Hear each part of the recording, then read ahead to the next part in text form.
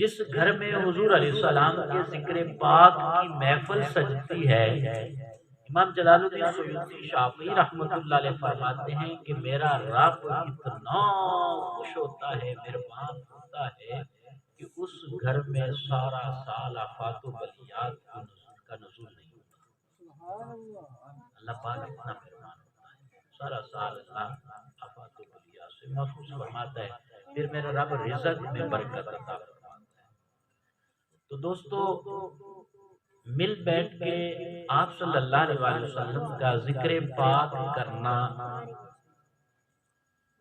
یہ اللہ کی بھی سنت ہے۔ آغاز میرے رب نے ہی کیا تھا،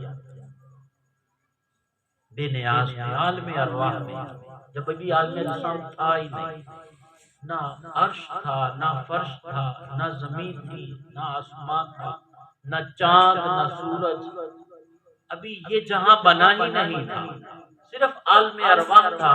تو میرے رب نے عالم ارواح میں سارے نبیوں کو جمع کر دیا، سارے نبیوں کی روحوں کو جمع کر کے خود میرا رب سارے نبیوں کے سامنے حضور کا ذکر کرنے لگا۔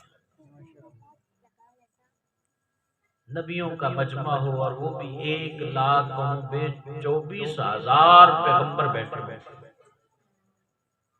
اب 1,24,000 کا کتنا بڑا مجمع ہوگا، اللہ اکبر۔